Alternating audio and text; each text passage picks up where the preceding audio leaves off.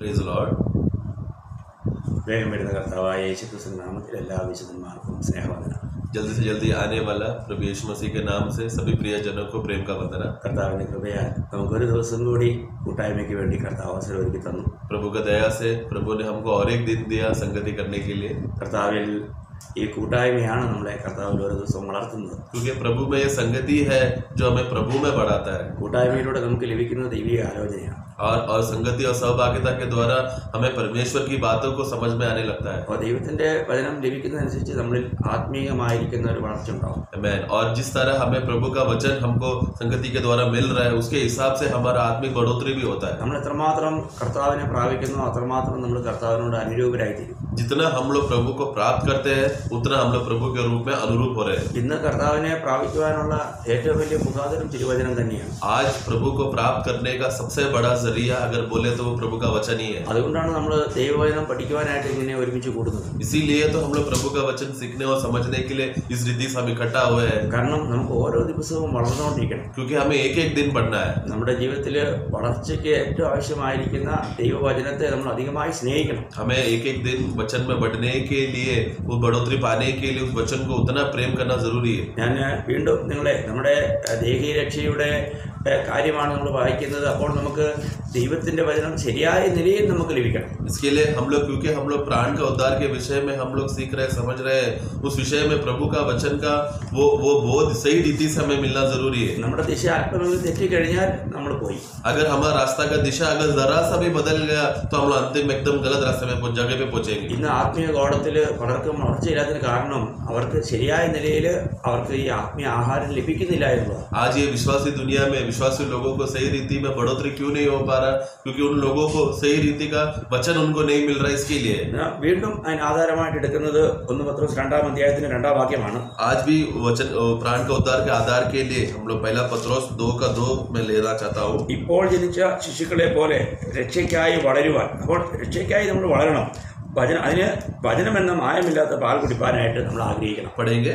नए जन्मे बच्चे के समान निर्मल आत्मिक दूध की लालसा करो. हाँ, ताकि उसके द्वारा उद्धार पाने के लिए बढ़ते जाओ. हाँ, तो एक नए शिशु के समान हमें रहना है ताकि हम लोग उस दूध को हम लोग निर्मल दूध को हम लोग आग्रह कर सके जो वचन है ताकि हम लोग बढ़ सके. അപ്പോൾ നമുക്ക് രക്ഷയിൽ നമ്മൾ വളരണം. तो उद्धार में हमको बढ़ना है. അപ്പോൾ അതിന് നമ്മൾ എന്ത് ചെയ്യണം? നിർമ്മലമായ എന്ന് പറഞ്ഞാൽ അഴുക്കില്ലാത്ത മലിനതയില്ലാത്ത ഒരു കൂട്ടിച്ചേർപ്പും ഇല്ലാത്ത ആ ശുദ്ധമായ ദൈവവചനം നമുക്ക് ലഭിക്കണം. उसके लिए हमें एक निर्मल दूध पीना है. निर्मल मतलब क्या? उसमें कोई भी मिक्स बाज नहीं किया है, कुछ भी गलत उधर इधर के बातें मिक्स कला के मिलावटी किया हुआ कुछ भी बात ना, बल्कि वो शुद्ध और निर्मल रहना चाहिए. നമ്മൾ യാക്കോബ് പറഞ്ഞതും നിങ്ങൾക്ക് ഓർമ്മയുണ്ടാവും. ഞാനത് വീണ്ടും വീണ്ടും ഓർപ്പിക്കുന്നത് നിങ്ങൾ ഈ കാര്യത്തിൽ വളരെ ആ വചനങ്ങളിൽ നിങ്ങൾ സ്ഥിരതയുള്ളവരാകണം. യാക്കോബ് 1:21 നമുക്കറിയാം. ആകയാൽ എല്ലാ അഴുക്കും ദുഷ്ടതയുടെ ആധിക്യവും വിട്ട് നിങ്ങളുടെ ദേഹിയെ അല്ലെ പ്രാണനെ രക്ഷിപ്പാൻ ശക്തിയുള്ളതും ഉള്ളടക്കമായ വചനം സൗമ്യതയോടെ കൈക്കൊള്ളുകയും. याकूब का पुस्तक 1:21 में भी हम पढ़ते हैं. ये वाक्य भी मैं बार बार क्यों मैं पढ़ाना चाहता हूँ क्योंकि उस विषय में आप लोग मजबूत रहे, कोई आपको धोखा ना दे. उसके 1:21 में पढ़ते हैं. इसलिए सारी मलिनता और बैर भाव की बढ़ती को दूर करके उस वचन को नम्रता से ग्रहण कर लो जो हृदय में बोया गया और जो तुम्हारे प्राणों का उद्धार कर सकता है. അപ്പോൾ നമ്മുടെ ജീവരക്ഷയ്ക്ക്, നമ്മുടെ ദേഹീയ രക്ഷയ്ക്ക്, നമ്മുടെ പ്രാണന്റെ രക്ഷയ്ക്ക് ഏറ്റവും ആവശ്യമായിരിക്കുന്നത് ദൈവത്തിന്റെ വചനമാണ്. तो हमारे जीवन के सुधार के लिए, हमारा प्राण के उद्धार का बढ़ोतरी के लिए, उद्धार में बढ़ने के लिए सबसे बड़ा जरूरत का चीज है वो है प्रभु का वचन. എന്നാൽ പലരും ആ രക്ഷയിൽ വളരുന്നില്ല. लेकिन बहुत लोग इस उद्धार में बढ़ नहीं पा रहे. അതിന് കാരണം എന്താണ്? उसका कारण क्या है? അവർക്ക് ശരിയായിരിക്കുന്ന ആ ആഹാരം ലഭിക്കുന്നില്ല. क्योंकि उनको सही रीति से भोजन उनको नहीं मिल रहा. നമുക്കറിയാം അപ്പോസ്തലന്മാരുടെ കാലത്ത് തന്നെ വളരെ തെറ്റായ അനേക ദുരുപദേശങ്ങൾ അന്ന് തന്നെ ഉണ്ടായിരുന്നു. हम देखते हैं कि प्रेरितों के समय में ही उन दिनों में ही बहुत सारा दुरुपदेश और गलत उपदेश जो लोगों को बहकाने का अवस्थे में था. അപ്പോൾ കർത്താവിന്റെ ദാസൻ പൗലോസ് പറയുന്നത് 2 കൊരിന്ത്യർ 2:17 പറയുന്നത് ഞങ്ങൾ ദൈവവചനത്തിൽ കൂട്ടുചേർക്കുന്ന അനേകരെ പോലെ അല്ല, നിർമ്മലതയോടും ദൈവത്തിന്റെ കൽപ്പനയാലും ദൈവസന്നിധിയിൽ ക്രിസ്തുവിൽ സംസാരിക്കുന്നു. मैं तो उसका दूसरा कोरिन्थी 2:17 में पौलुस का गवाही देखो क्या है.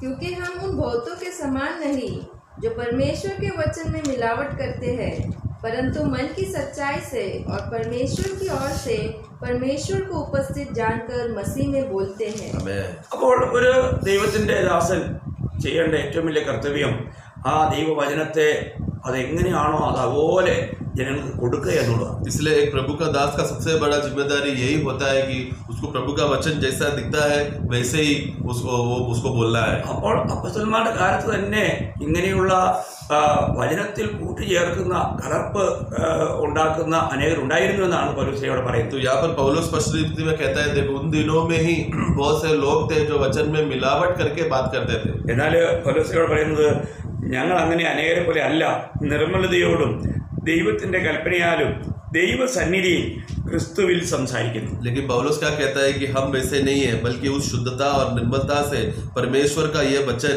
जो है परमेश्वर के मसीह की उपस्थिति, परमेश्वर की उपस्थिति में मसीह में हम बोलते हैं. അതാ നമ്മള് വചനം അറിയിക്കുമ്പോൾ ഒന്ന് നമ്മൾ കർത്താവിന്റെ സന്നിധിയിലും കർത്താവിനാലുമാണ് അറിയിക്കുന്നത് എന്നുള്ള ആ ബോധം ഒരു ദിവസം ഉണ്ടായിരിക്കും. तो इसके लिए हम एक प्रभु का दास जब वचन बोलते समय में मैं प्रभु की उपस्थिति में हूँ और प्रभु में ये बोल रहा हूँ करके ये बोध उनको होना जरूरी है.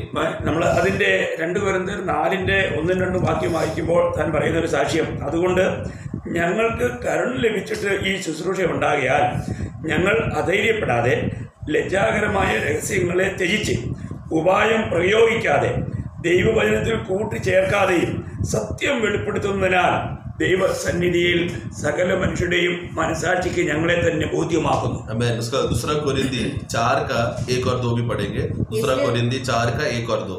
इसलिए जब हम पर ऐसी दया हुई कि हम यह सेवा मिली तो हम हियाव नहीं छोड़ते, परंतु हमने लज्जा के गुप्त कामों को त्याग दिया और न चतुराई से चलते और न परमेश्वर के वचन में मिलावट करते हैं, परंतु सत्य को प्रकट करके परमेश्वर के सामने हर एक मनुष्य के विवेक में अपनी भलाई बैठाते हैं. അപ്പോൾ ഒരു കാര്യം, നമ്മൾക്ക് കർത്താവിന്റെ കൃപയാൽ ഈ ശുശ്രൂഷ ലഭിച്ചെങ്കിൽ ആ ശുശ്രൂഷയിൽ നമ്മൾ വിശ്വസ്തരായിരിക്കണം. आमीन. इसके लिए प्रभु का अनुग्रह से, दया से अगर हमको ये सेवा अगर हमको मिला है तो उसमें हमें विश्वास योग्य रहना है. കർത്താവിന്റെ ഒരു ശുശ്രൂഷനായി തീരുക എന്നുള്ളത് തന്നെ എത്ര വലിയ ഭാഗ്യപദവി. आमीन. प्रभु का एक सेवक बनना बोला तो ही कितना बड़ा भाग्य पदवी है वो.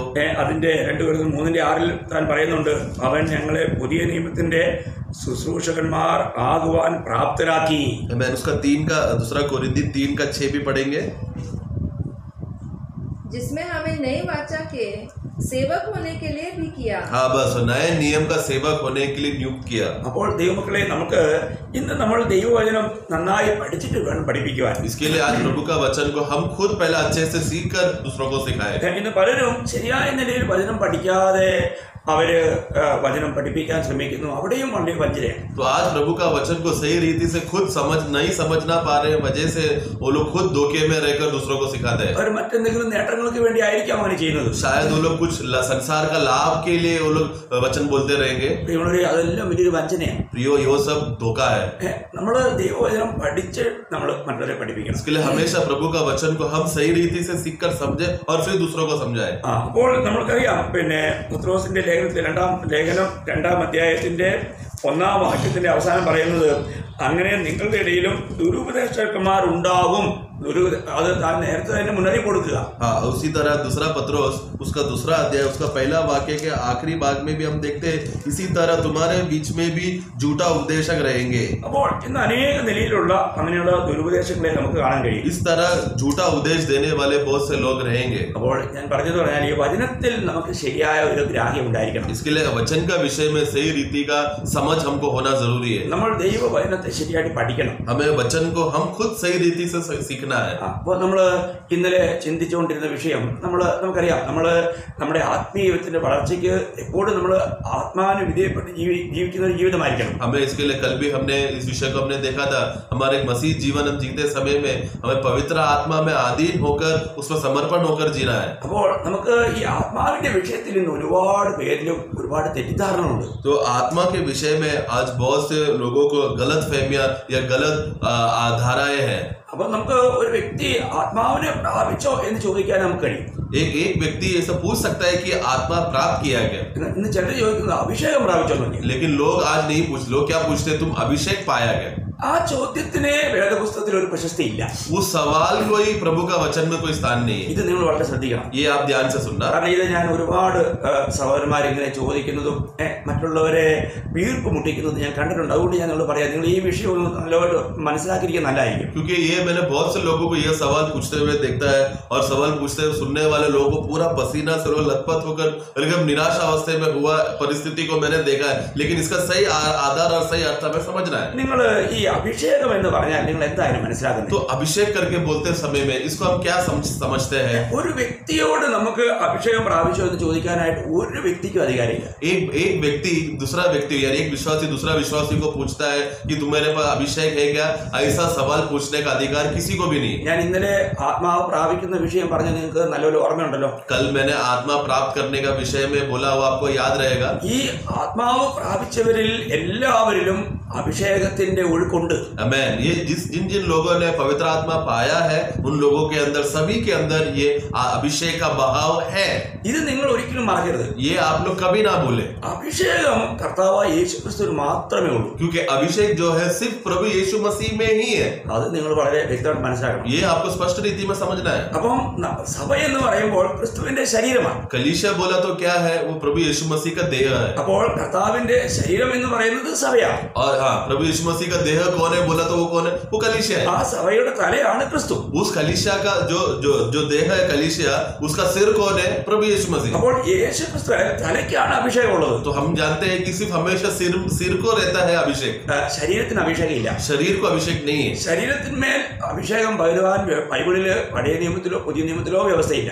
शरीर में या देह में अभिषेक को उंडेलने का व्यवस्था पुराने नियम में भी नहीं है, नए नियम में भी नहीं है. അപ്പോൾ പിന്നെ നമ്മള് ഒരു व्यक्ति വീണ്ടും ജനിച്ച് കർത്താവായ യേശു ക്രിസ്തുവിന്റെ ശരീരത്തിന്റെ ഒരു ഭാഗമായി തീർന്നെങ്കിൽ അവരിൽ ക്രിസ്തുവിൽ നിന്നുള്ള അഭിഷേകത്തിന്റെ ഒഴുക്കുണ്ട്. तो इसलिए एक व्यक्ति नया जन्म पाकर बच्चे सुसमाचार सुनकर उद्धार हुआ, नया जन्म पाया, प्रभु का कलीसिया में वो जुड़ जाने के बाद और शरीर का भाग बन जाने के बाद उसमें वो भाग बनने की वजह से उसके अंदर अभिषेक है. ഇന്ന് അനേകരും തെറ്റിദ്ധരിച്ചിരിക്കുന്ന ഒരു കാര്യം ഞാൻ വളരെ വചനത്തിലൂടെ നിങ്ങൾക്ക് ഈ വചനത്തിൽ നിങ്ങൾക്ക് എന്തെങ്കിലും സംശയം ഉണ്ടെങ്കിൽ നിങ്ങൾക്ക് എന്നോട് ചോദിക്കുക. ഞാനത് വചനത്തിലൂടെ തന്നെ നിങ്ങൾക്ക് വ്യാഖ്യാനിച്ചു തരാം. तो इसके लिए आज मैं इसका आज बहुत जगह पर गलत रीतियां गलत शिक्षण देने की वजह से लोग गलत फहमी में जी रहे, लेकिन ऐसा नहीं है प्रिय. मैं वचन के द्वारा ही आपको ये बात बताऊंगा. इसमें अगर आपको कोई भी संदेह रहा तो मुझे बताना, मैं वचन से ही आपको समझाऊंगा. ഇന്ന് നമ്മൾ കാണുന്ന കേൾക്കുന്ന അനേക കാര്യങ്ങളും വചന വിരുദ്ധമാണ്. അത് തെറ്റായ പഠിപ്പിക്കലാണ്. आज जो इस विश्वासी झुंड में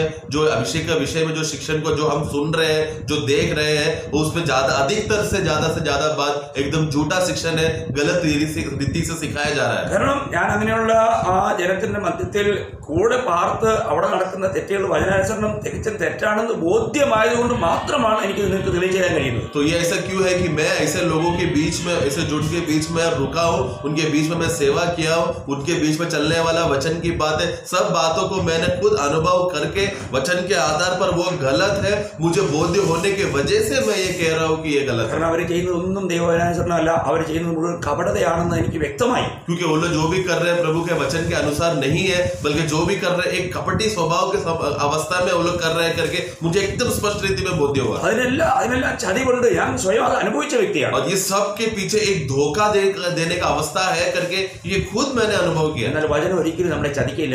लेकिन वचन कभी हमको धोखा नहीं देगा. അതുകൊണ്ട് തന്നെ ഒരു അല്പസമയം ക്ഷമയോടെ നിങ്ങൾ എന്നെ കേൾക്കണേ. इसके लिए आप लोग कुछ समय के लिए क्षमा से भरकर धीरज से ये वचन को आप मेरे लिए सुनना. ഇവിടെ ഈ അഭിഷേകം എന്ന് പറഞ്ഞിരിക്കുന്നത് ഒരു സ്ഥലത്തും നമുക്കൊരു ഭാവികാല അനുഭവമായിട്ട് പറയുന്നില്ല. हमें इधर किधर भी अभिषेक के विषय में एक भविष्य रूप में अनुभव के रूप में मिलने वाला अवस्था है करके वचन में किधर भी नहीं है. നമുക്കറിയാം ഈ അഭിഷേകത്തെ കുറിച്ച് പുതിയ നിയമത്തിൽ പറയുന്ന 3 ഭാഗങ്ങളുണ്ട്. ആ 3 ഭാഗങ്ങൾ ഞാൻ നിങ്ങളെ വായിപ്പിക്കാം. अभी ये नए नियम में अभिषेक करके जो शब्द के विषय में जो बातें लिखा गया है नए नियम में 3 जगह पर है, वो तीनों भागों को मैं पढ़ाना चाहता हूँ. നമ്മൾ 1 യോഹന്നാൻ 2-ാം അധ്യായം അതിന്റെ 20-ാം വാക്യം ആദ്യം വായിക്കാം. पहला യോഹന്നാൻ 2:20 हम पढ़ेंगे. നിങ്ങളോ അവനാൽ അഭിഷേകം പ്രാപിച്ച് സകലവും അറിയുന്നു. അവനാൽ നിങ്ങൾ അഭിഷേകം പ്രാപിച്ചെന്ന ഭൂതകാലത്തിലാണ് പറഞ്ഞിരിക്കുന്നത്. पढ़ेंगे, तुम्हारा तो उस पवित्र से अभिषेक हुआ है। हाँ उधर देखो हुआ है करके लिखा, मतलब वो भूतकाल के विषय में हो। അപ്പോൾ ഇത് എങ്ങനെയാണെന്ന് ഞാൻ നിങ്ങൾക്ക് വ്യക്തമാക്കി തരാം. ये कैसा है करके मैं बता दूंगा. ഇനി അതിന്റെ 27-ാം വാക്യം. फिर उसका दूसरा वाक्य हम वही യോഹന്നാ पहला യോഹന്നാ 2:27 में हम पढ़ते हैं. അവനാൽ പ്രാപിച്ച അഭിഷേകം നിങ്ങളിൽ വസിക്കുന്നു, ആരും നിങ്ങളെ ഉപദേശിപ്പാൻ ആവശ്യമില്ല.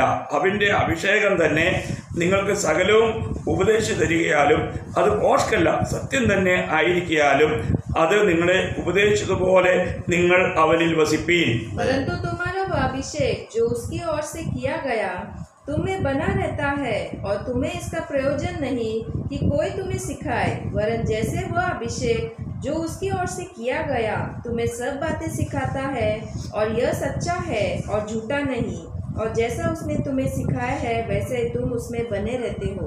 അപ്പോൾ ഇവിടെയും പറഞ്ഞിരിക്കുന്നത് ഭൂതകാലത്തിലാണ്. ये भी इधर भी देखो भूतकाल के अर्थ में ही लिखा गया है. ഇനി ഒരു വാക്യം വായിപ്പിച്ചിട്ട് ഞാൻ ഒന്നുകൂടെ പറഞ്ഞുതരാം. अभी अब तीसरा भाग में भी जिधर लिखा है करके वो बात भी मैं पढ़ाकर मैं इसका अर्थ बताना चाहूंगा. 2 കൊരിന്ത്യർ 1:21. दूसरा कोरिन्दी पहला अध्याय वाक्य 21. ഞങ്ങളെ നിങ്ങളോട് കൂടെ ക്രിസ്തുവിൽ ഉറപ്പിക്കുന്നതും നമ്മെ അഭിഷേകം ചെയ്തതും ദൈവമല്ലോ. ഇതെല്ലാം ഭൂതകാലത്തിലാണ് പറഞ്ഞിരിക്കുന്നത്. पढ़ेंगे, जिसने हमारा अभिषेक किया वही परमेश्वर है. हाँ तो जिसने अभिषेक किया ये भी भूतकाल में लिखा है. അപ്പോൾ നമ്മളൊരു കാര്യം മനസ്സിലാക്കേണ്ട, इसलिए हमें एक बात समझना है. നമ്മൾ ഇവിടെ പറഞ്ഞിരിക്കുന്ന ഈ അഭിഷേകം എന്നുള്ള ഈ വിഷയം എന്താണ്, ആർക്കാണ് ഈ അഭിഷേകം? तो इसके लिए ये पढ़ने अभी जो विषय हमने जो पढ़ा अभिषेक के विषय में ये किन लोगों के लिए है? പുതിയ നിയമത്തിൽ അങ്ങനെ ആർക്കെങ്കിലും ഒരു അഭിഷേകം ചെയ്തതായിട്ട് നമ്മൾ കാണുന്നുണ്ടോ? क्या नए नियम में किसी के ऊपर भी इस तरह अभिषेक ऐसा किया गया है क्या, डाला गया है क्या? നമ്മൾക്ക് വേദപുസ്തകം പഠിച്ചാൽ പ്രിയമുള്ളവരെ ഒരു വ്യക്തിയിൽ മാത്രമേ അഭിഷേകം ഉള്ളത്, കർത്താവായ യേശു ക്രിസ്തുവിനാണ്. अगर हम वचन को अगर हम सही रीति से अगर पढ़ेंगे तो समझ में आएगा सिर्फ एक ही व्यक्ति अभिषिक्त है, वो है प्रभु यीशु मसीह. ഇത് ഞാൻ നിങ്ങൾക്ക് വളരെ നല്ല വിശദമായിട്ട് പറഞ്ഞുതരാം. ये मैं आपको एकदम स्पष्ट रीति से मैं बताऊंगा. എങ്കിലും ആ കാര്യം ഒന്ന് മനസ്സിലാക്കാൻ വേണ്ടിയിട്ട് ഞാൻ 2 വാക്യം വായിപ്പിക്കാൻ ആഗ്രഹിക്കുന്നു. वो बात समझने के लिए मैं 2 वाक्य पढ़ाना चाहता हूँ. നമ്മൾ അപ്പോസ്തല പ്രവൃത്തി അതിന്റെ 4-ാം അധ്യായം 27-ാം വാക്യം ഒന്ന് വായിക്കാം. प्रेरितों का कार्य उसका 4:27 Acts 4:27. നീ അഭിഷേകം ചെയ്ത യേശു എന്ന നിന്റെ പരിശുദ്ധ ദാസന് വിരോധമായി, നീ അഭിഷേകം ചെയ്ത എന്ന് പറഞ്ഞാൽ പിതാവായ ദൈവം തന്റെ പുത്രനെ അഭിഷേകം ചെയ്തു. मैं पढ़ेंगे, सचमुच तेरे सेवक यीशु के विरोध में जिसका तूने अभिषेक किया. हाँ जिसका तूने अभिषेक किया मतलब कौन है? वो वहां पर पिता परमेश्वर के बारे में कह रहा है. पिता परमेश्वर ने अपने पुत्र यीशु मसीह को अभिषेक किया है. അപ്പോൾ ഇവിടെ നമുക്ക് വ്യക്തമായിട്ട് പറയാൻ കഴിയുന്നത് കർത്താവായ യേശു ക്രിസ്തുവിനെ പിതാവ് അഭിഷേകം ചെയ്തു. तो इससे एकदम स्पष्ट रूप में हमें मालूम पड़ता है कि पिता परमेश्वर को जो तेरा दास जो अभिषेक्त है उसको अभिषेक करने वाला पिता परमेश्वर है. ഇനി 2-ാമത്തെ വാക്യം അതിന്റെ അപ്പോസ്തല പ്രവൃത്തി 10:38. और उसका दूसरा वाक्य प्रेरितों का कार्य 10:38 में हम पढ़ते हैं. നസ്രായനായ യേശുവിനെ ദൈവം പരിശുദ്ധാത്മാവിനാലും ശക്തിയാലും അഭിഷേകം ചെയ്തതും എന്നാണ് ചെയ്തത്. അപ്പോൾ നമ്മൾ വായിക്കുന്നത് ഇവിടെ നസ്രായനായ യേശുവിനെ ദൈവം പരിശുദ്ധാത്മാവിനാലും ശക്തിയാലും അഭിഷേകം ചെയ്തതും. परमेश्वर ने किस रीति से यीशु नासरी को पवित्र आत्मा और सामर्थ से अभिषेक किया. अभिषेक किया परमेश्वर है जिसने किया है. അപ്പോൾ നമ്മളിവിടെ പ്രത്യേകം മനസ്സിലാക്കേണ്ട ഒരു വലിയൊരു കാര്യം ഞാൻ നിങ്ങളോട് പറയാൻ ആഗ്രഹിക്കുന്നത്, इसके लिए वचन के आधार पर हमें जो बात हमें समझना चाहिए वो बात मैं कहना चाहता हूँ. ഈ അഭിഷേകം അത് തലയ്ക്ക് മാത്രമേ ഉള്ളൂ. ये अभिषेक जो है ये सिर्फ सर के लिए है. നമ്മൾ അതിന് ഞാൻ ചില വാക്യങ്ങളോട് നിങ്ങൾക്ക് എടുത്ത് പ്രത്യേകം പറഞ്ഞു തരാൻ ആഗ്രഹിക്കുക. उसके लिए कुछ वाक्यों को मैं उठाकर मैं कहना चाहता हूँ. നമ്മൾ പുറപ്പാട് പുസ്തകം അതിന്റെ 30-ാം അധ്യായത്തിന്റെ 31 മുതൽ വായിക്കുമ്പോൾ निर्गमन का पुस्तक उसका 30:31 से एक्सोडस चैप्टर 30:31. ഇസ്രായേൽ മക്കളോട് നീ പറയേണ്ടത് എന്തെന്നാൽ, ഇത് നിങ്ങളുടെ തലമുറകളിൽ എനിക്ക് വിശുദ്ധമായ അഭിഷേക തൈലമായിരിക്കണം, അത് മനുഷ്യന്റെ ദേഹത്തിന്മേൽ ഒഴിക്കരുത്. അതിന്റെ യോഗപ്രകാരം അതുപോലെയുള്ളത് നിങ്ങൾ ഉണ്ടാക്കുകയും അരുത്. അത് വിശുദ്ധമാകുന്നു, അത് നിങ്ങൾക്ക് വിശുദ്ധമായിരിക്കണം. അതുപോലെയുള്ള തൈലം ഉണ്ടാക്കുന്നവനെയും അതിൽ നിന്നും അന്യന് കൊടുക്കുന്നവനെയും അവന്റെ ജനത്തിൽ നിന്നും ഛേദിച്ചു കളയണം. इस्राएलियों की मेरी यह आज्ञा सुनाना, यह तेल तुम्हारी पीढ़ी पीढ़ी में मेरे लिए पवित्र अभिषेक का तेल होगा. यह किसी मनुष्य की देह पर न डाला जाए और मिलावट में उसके समान और कुछ न बनाना. यह पवित्र है, यह तुम्हारे लिए भी पवित्र होगा. അപ്പോൾ ഇവിടെ ഒരു പ്രത്യേകത എന്ന് പറഞ്ഞാല് ഈ അഭിഷേകം ഇത് ആർക്ക് വേണ്ടിയാണ്? ഇത് പ്രത്യേകിച്ചും മഹാപുരോഹിതന് വേണ്ടി മാത്രമാണ്. അവനെ എവിടെ ഒഴിക്കണം എന്നുള്ളത് ഒന്നുകൂടെ വ്യക്തമാക്കി തരാം. അതിന്റെ 29 പുറപ്പാട് 29:7. तो ये जो ये अभिषेक का ये जो तेल है ये सिर्फ खास ये उपयोग के लिए इस्तेमाल किया जाता था, जो सिर्फ महायाजक के ऊपर ही डाला जाता था। वो हम 29 का 7 में हम पढ़ेंगे। കാരണം നമ്മളോട് 32 നമ്മള് ഇവിടെ 32 വായിച്ചു, അത് ദേഹത്തിന്മേൽ ഒഴിക്കരുത്. हाँ, उसका 30 का 32 में हमने पढ़ा, इसको देह में नहीं डालना है। പിന്നെ എവിടെ ഒഴിക്കണ്ടേ? और किधर डालना है ऐसे? അതിന്റെ 29:7 29 का 7 में हम पढ़ते हैं। പിന്നെ അഭിഷേക തൈലം എടുത്ത് തലയിൽ ഒഴിച്ച് അവനെ അഭിഷേകം ചെയ്യണം. पढ़ेंगे। तब अभिषेक का तेल ले उसके सिर पर डालकर उसका अभिषेक देखो, करना। सिर पर डालकर। അപ്പോൾ എവിടെ ഒഴിക്കണ്ടേ? कहाँ पर डालना है? എവിടെയെങ്കിലും അല്ല ഒഴിക്കണ്ടേ, किधर भी डालना है ऐसा नहीं लिखा है, തലയിൽ ഒഴിക്കണം. सिर्फ सिर में ही डालना है। നമുക്ക് ലേവ്യ 8:12 ഒന്ന് വായിക്കാം. लेवी 8 का 12 भी हम पढ़ेंगे। നമ്മളത് വളരെ വ്യക്തമായി മനസ്സിലാക്കാൻ വേണ്ടിയിട്ട് ഞാനത് പറയുകയാണ് നിങ്ങളോട്. Yes, ये हमें स्पष्ट रीति से सही रीति से समझने के लिए मैं ये पढ़ा रहा हूँ। അവൻ അഹരോന്റെ തലയിൽ അഭിഷേക തൈലം ഒഴിച്ചു, അവനെ അഭിഷേകം ചെയ്ത് ശുദ്ധീകരിച്ചു. पढ़ेंगे। उसने अभिषेक के तेल में से कुछ हारून के सिर पर डालकर उसका अभिषेक करके उसे पवित्र किया। मैं അപ്പോൾ തൈലയിലാണ് ഒഴിക്കണ്ടേ. तो वो उसको सिर में है जो डालना चाहिए। ഇനി നമ്മൾ ഒരു വാക്കുകൂടി ഒന്ന് വായിച്ചേക്കാം. और एक वाक्य मैं पढ़ाना चाहता हूँ। അതിന്റെ പുറപ്പാട് പുസ്തകം 40:13. निर्गमन 40 का 13। അഹരോനെ വിശുദ്ധ വസ്ത്രം ധരിപ്പിച്ച് എനിക്ക് പുരോഹിതശുശ്രൂഷ ചെയ്യേണ്ടതിന് അവനെ അഭിഷേകം ചെയ്ത് ശുദ്ധീകരിക്കണം. और हारून को पवित्र वस्त्र पहनाना और उसका अभिषेक करके उसको पवित्र करना कि वह मेरे लिए याजक का काम करे।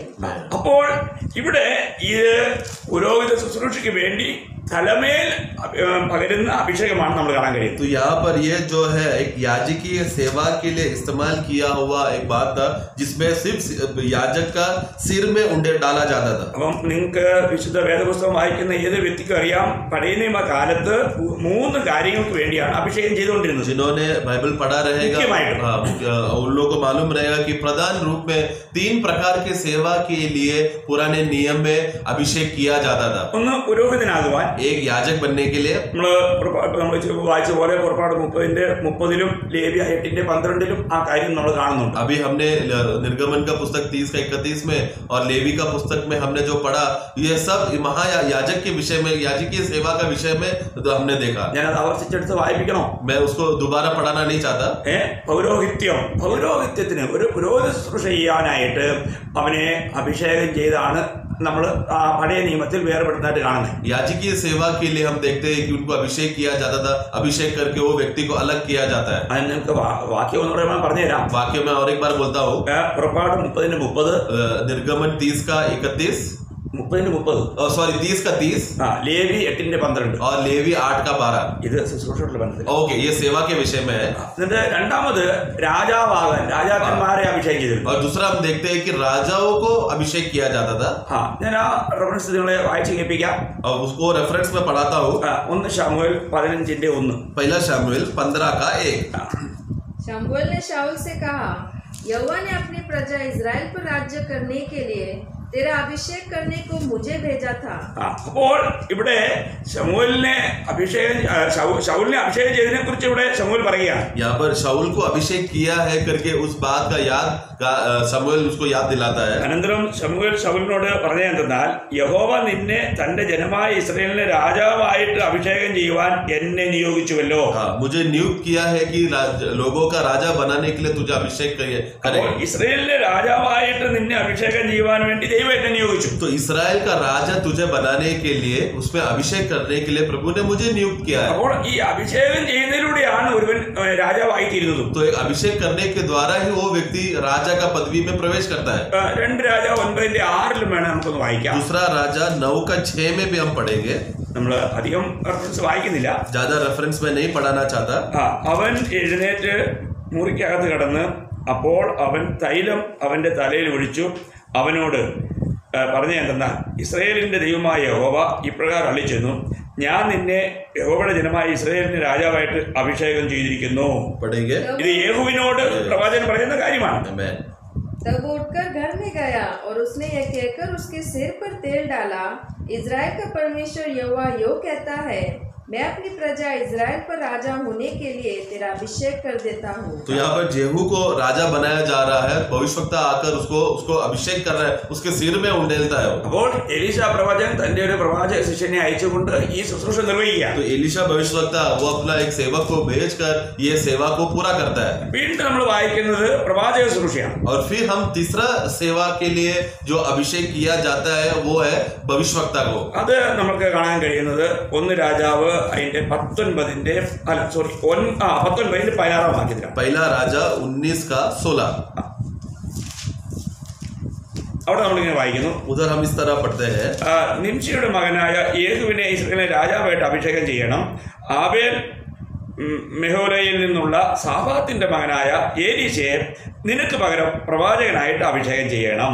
और इज़राइल का राजा होने को निमशी के पोते यहू का और अपने स्थान पर नबी होने के लिए अबेलम होला के शापात के पुत्र एलीशा का अभिषेक करना।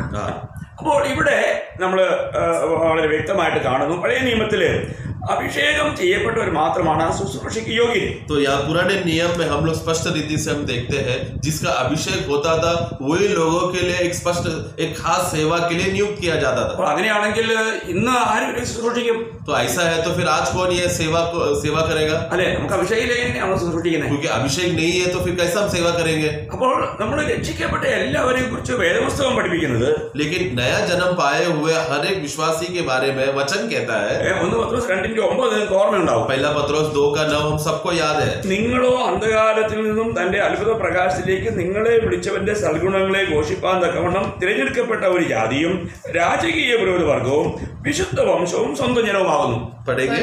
पर तुम एक चुना हुआ वंश और राजपदधारी याजकों का समाज और पवित्र लोग और परमेश्वर की नीच प्रजा हो, इसलिए कि जिसने तुम्हें अंधकार में से अपनी अद्भुत ज्योति में बुलाया है उसके गुण प्रकट करो. ഇത് ആരെ കുറിച്ചാണ് പറഞ്ഞിരിക്കുന്നത്? ये किसके बारे में कह रहा है? ഇത് രക്ഷിക്കപ്പെട്ട സകലമാന വിശുദ്ധന്മാരെയും കുറിച്ച് പറഞ്ഞിരിക്കുന്ന ये नया जन्म पाया हुआ उद्धार पाया हुआ हर एक विश्वासी के बारे में कहता है. ഇത് സഭാ ശുശ്രൂഷന്മാരെ കുറിച്ച് പറഞ്ഞ കാര്യമല്ല. ये जो कलीसिया में जो सेवा करता है उनके बारे में नहीं कहा है. അതിന് അടുത്തൊരു നിയോഗമുണ്ട്. उसके लिए अलग एक नियुक्ति है. അതിന് അതിൻ്റെതായിരിക്കുന്ന കൃപാവരം ലഭിക്കും. और उसके विषय में उसके हिसाब से उनका वरदान मिलेगा. എന്നാൽ लेकिन ഇവിടെ പറഞ്ഞിരിക്കുന്നത് വീണ്ടും ജനിച്ച എല്ലാ ദൈവമക്കളും പുരോഹിതന്മാരും പ്രവാചകന്മാരും രാജാക്കന്മാരും ആകുന്നുവെന്ന് തന്നെയാണ്. तो इधर लिखते हैं हम देखते हैं कि नया जन्म पाया हुआ हर एक विश्वासी जो है वो एक याजक है, एक भविष्यवक्ता है और एक राजा है. പിന്നെ എങ്ങനെയാണ് അവർക്ക് ഈ അഭിഷേകം ലഭിക്കുന്നത്? तो फिर उनको अभिषेक कैसा मिलता है? അതിന്റെ ഒരു സീക്രട്ട് കാര്യം ഞാൻ പറഞ്ഞു. उसका रहस्य मैं बताता हूँ. നമ്മള്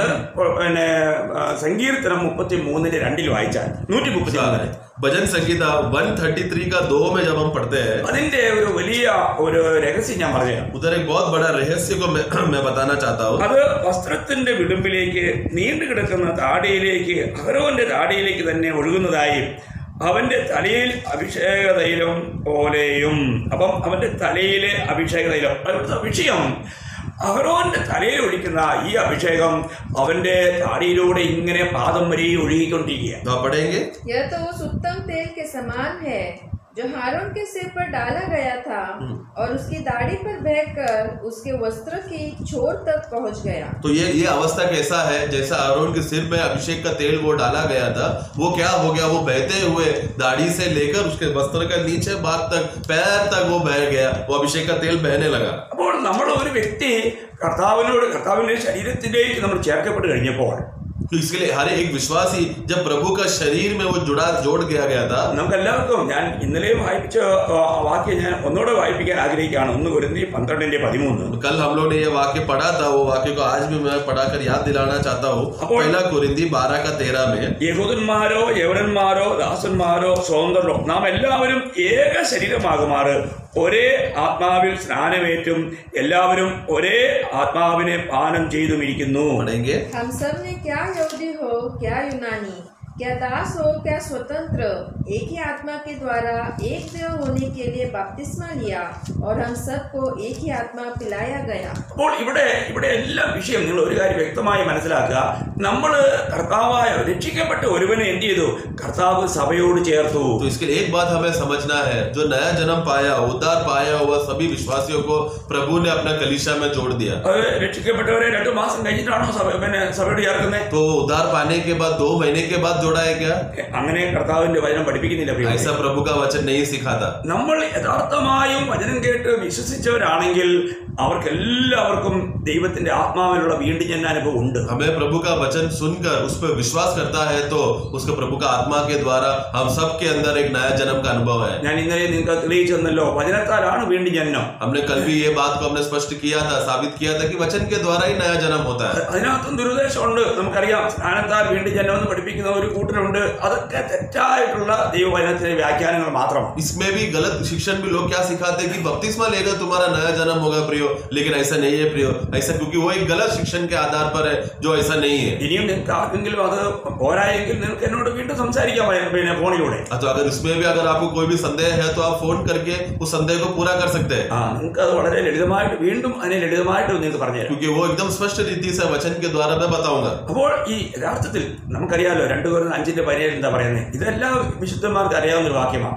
ഒരുവൻ ക്രിസ്തുവിലായാൽ അവൻ പുതിയ സൃഷ്ടി എന്നാണ് പറയുന്നത്. हमें 2 कोरिन्थी 5:17 में हम सब लोग ये वाक्य जानते हैं, जो कोई मसीह में है वो एक नया सृष्टि है. നമ്മളൊരു പുതിയ സൃഷ്ടിയായോ? तो हम एक नया सृष्टि बन गए क्या? നമ്മളൊരു പുതിയ സൃഷ്ടി ആയെങ്കിൽ അത് നമ്മുടെ വീട്ടുകാരും നാട്ടുകാരും എല്ലാവരും അറിയും. तो हम जब एक नया सृष्टि बन जाते हैं तो हमारे घर वाले, हमारे बाजू वाले, हमारे गांव वाले सब जानेंगे. അല്ലേ? നമുക്കറിയാം, ഒരു വീട്ടിൽ ഒരു കുട്ടി ജനിച്ചാൽ എല്ലാവരും അറിയും. क्योंकि एक घर में जब एक बच्चा जन्म लेता तो घर वाले आसपास के लोग सब जानते हैं. നമ്മളിൽ ഈ വീണ്ടും ജനനം നടന്നിട്ടുണ്ടെങ്കിൽ അത് എല്ലാവരും അറിയും. उसी तरह हमें जब नया जन्म होगा तो सब जानेंगे. ഇന്ന് പലരും വീണ്ടും ജനിച്ചതായിട്ട് ആർക്കും അറിയത്തേയില്ല. आज लोगों को ये व्यक्ति नया जन्म पाया करके उनको कुछ भी बात नहीं मालूम. അതിന്റെ അർത്ഥം അവർ യഥാർത്ഥത്തിൽ വീണ്ടും ജനിച്ചിട്ടില്ലെന്ന് തന്നെയാണ്. मतलब वो व्यक्ति सही रीति से नया जन्म का अनुभव प्राप्त नहीं किया है. കാരണം ഈ വചനത്തിൽ പറയുന്നത് അതുപോലെ സംഭവിക്കണം. क्योंकि वचन में जैसा लिखा है वैसे ही उसमें पूरा भी होना है. ഞാൻ വീണ്ടും ജനിച്ചപ്പോൾ ഞാൻ രാത്രിയില് ഒരു 11 മണിക്കാണ് ഞാൻ കർത്താവായ യേശുക്രിസ്തുവിനെ എൻ്റെ കർത്താവും രക്ഷിതാവുമായി സ്വീകരിച്ച് ഞാൻ വീണ്ടും ജനിക്കുന്നത്. तो मैं मेरा अवस्था बताना चाहता हूँ कि मैं रात को 11 बजे था प्रभु का वचन सुनकर वो ये ही मेरा प्रभु है बोलकर उद्धारकर्ता के रूप में मैंने स्वीकार कर नया जन्म पाया. നേരം വെളുത്തപ്പോൾ എന്നോട് കൂടെ ഞാൻ അന്ന് ബാച്ചിലർ ആയതുകൊണ്ട് ബാരക്കിലാണ് താമസിച്ചോണ്ടിരുന്നത്. അവിടെ ഉള്ളവരെല്ലാവരും വന്ന് ചോദിച്ചു, പട്ടാളത്തിൽ വിളിയാ, സാറേ എന്ത് പറ്റി? तो उस दिन रात को मैं उधर आर्मी हाउस में उधर बैरक में मैं रहता था. मैं तभी बैचलर था, शादी नहीं हुआ था. तो सुबह उठकर सब लोग मेरे सर लोग सब लोग सर करके बुलाते, वो सर क्या हुआ करके पूछने लगा. तो उसके बाद उधर के कंपनी में और आसपास के लोगों के सब जगह पर ये बहुत बड़ा विषय बन गया. सब लोग आके पूछने लगा. ഞാൻ അവരോട് എനിക്ക് കർത്താവിൽ നിന്ന് ലഭിച്ച അനുഭവം പങ്കുവെക്കാൻ തുടങ്ങി. और तभी मुझे प्रभु से मिला हुआ जो अनुभव था वो मैंने बताया. എന്റെ അനുഭവം കണ്ടുകൊണ്ട് എന്റെ കൂടെ ഉണ്ടായിരുന്ന ഒരു കർത്താവിനെ രക്ഷിതാവായി സ്വീകരിച്ചു. मेरा ये अनुभव को सुनकर मेरे साथ रहने वाले लोगों को प्रभु को स्वीकारने का मौका मिला. എനിക്കുണ്ടായ അനുഭവം പോലെ തന്നെ നിങ്ങൾക്ക് ഉണ്ടാകണമെന്ന് നിർബന്ധമില്ല. जैसा अनुभव मुझे हुआ वैसा आप लोग को भी होना जरूरी नहीं है.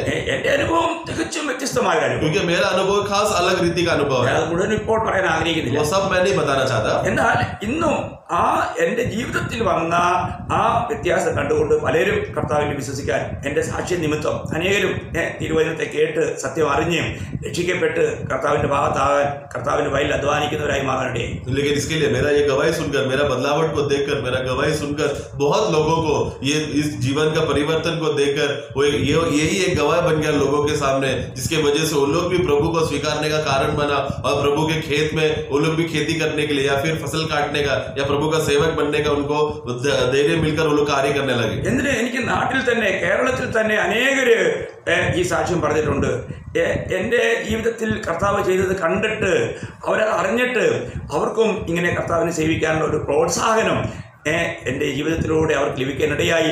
പ്രിയമുള്ളവരെ, ഇത് എൻ്റെ മിടുക്കൊന്നുമല്ല, കർത്താവ് ചെയ്ത വലിയ കൃപയാണ്, കർത്താവ് വരുത്തിയ വ്യതിയാനമാണ് എന്നാണ് എനിക്ക് പറയാനുള്ളത്. केवल उधर ही नहीं, जब मैं केरला में भी जाता हूँ तो उधर भी बहुत से लोगों को मेरा गवाही के द्वारा वो गवाही सुनकर लोगों को प्रेरणा पाकर वो लोग भी उद्धार पाकर वो लोग भी प्रभु के सेवा के लिए लोग निकले. ये कोई मेरा काबिल था या मेरा होशियारी नहीं, बल्कि प्रभु का दया और अनुग्रह के वजह से जो प्रभु ने मुझे इस्तेमाल किया इस बातों में. ഞാൻ എന്തെങ്കിലും ചെയ്തെന്നല്ല, കർത്താവ് എന്നിലൂടെ ചെയ്തു എന്നാണ് പറയുന്നത്. तो मैंने कुछ किया है करके मैं नहीं बताना चाहता, बल्कि प्रभु ने मेरे द्वारा किया है, उतना ही मैं कहना चाहूंगा. അപ്പോൾ എനിക്ക് യാതൊരു വചനത്തിൽ യാതൊരു അറിവില്ല, എനിക്ക് ഇങ്ങനെയുള്ള യാതൊരു ലോകപ്രകാരമുള്ള യാതൊരു സർട്ടിഫിക്കറ്റും ഇല്ല, കാര്യമില്ല. എന്നാൽ ക്രിസ്തുവിൽ എനിക്കൊരു സാക്ഷ്യമുണ്ട്. मैं तो उस समय में मुझे वचन का ज्ञान कुछ नहीं मालूम, मैं कोई भी बाइबल कॉलेज में जाकर कोई सर्टिफिकेट प्राप्त किया हुआ व्यक्ति नहीं है, बस मसीह का गवाही मेरे अंदर है. കർത്താവിന് മാത്രം ഉണ്ടാകട്ടെ. प्रभु का महिमा हो. പ്രിയമുള്ളവരെ, നമ്മുടെ ജീവിതത്തിൽ ഒന്ന് നമ്മളിൽ ആ ദൈവത്തിന്റെ ഈ അഭിഷേകം അല്ലെങ്കിൽ ക്രിസ്തുവിൽ വസിക്കുന്നതിന് മുഖാന്തരം നമ്മളിൽ ആ അഭിഷേകം വ്യാപരിക്കുന്നതിന്റെ ഫലമാണ് ഈ കാണുന്നതെല്ലാം. तो ये सब क्या है? मसीह में जो हमारे सिर जो अभिषेक है उसमें बना रहना, उस अभिषेक का बहाव का सामर्थ्य है, ये सब बातें जो हम देखते हैं. ഇത് നമുക്ക് കർത്താവിൽ വസിക്കുന്നതിലൂടെ മാത്രമേ കഴിയൂ. ये सिर्फ मसीह में बना रहेगा तो ही हमें ये होगा. നമ്മൾ കർത്താവിന്റെ ശരീരത്തിന്റെ ഒരു ഭാഗമായി മാറിയിരിക്കുന്നു. ഒരു വീണ്ടും ജനിച്ച ഒരു വ്യക്തി, അവരിൽ ഈ അഭിഷേകത്തിന്റെ ശക്തി ഒഴുകുന്നുണ്ട്. तो हम लोग जब मसीह का जो नया जन्म पाया हुआ व्यक्ति के वो क्या है? मसीह का देह के बाद वो भाग है जिसकी वजह से उसके अंदर अभिषेक का ये बहाव उसमें भी बह रहा है. അപ്പോൾ രക്ഷിക്കപ്പെട്ട ഓരോരുത്തരെയും കർത്താവ് എന്ത് ചെയ്തു? കർത്താവ് സഭയോട് ചേർത്തു. इसलिए नया जन्म पाया हुआ हर एक विश्वासी को प्रभु क्या करता है? कलीसिया में जोड़ता है. അത് നമ്മൾ അപ്പോസ്തലപ്രവൃത്തി 2:47 വായിക്കുന്നുണ്ട്. നമുക്ക് എല്ലാവർക്കും അറിയാം, കർത്താവ് രക്ഷിക്കപ്പെടുന്നവരെ ദിനം പ്രതി. അപ്പോൾ ഇന്നും കർത്താവ് ചെയ്തുകൊണ്ടിരിക്കുന്ന കാര്യമാണ്. तो वो प्रेरितों का कार्य 2:47 में भी हम पढ़ते हैं, उद्धार पाए हुए प्रतिदिन में प्रभु लोगों को कलीसिया में जोड़ रहा था. तो ये प्रतिदिन होने वाला बात था, आज भी ये हो रहा है. അപ്പോൾ സഭയ്ക്ക് ഒരു തലേ ഉള്ളൂ. कलीसिया को एक ही सिर है.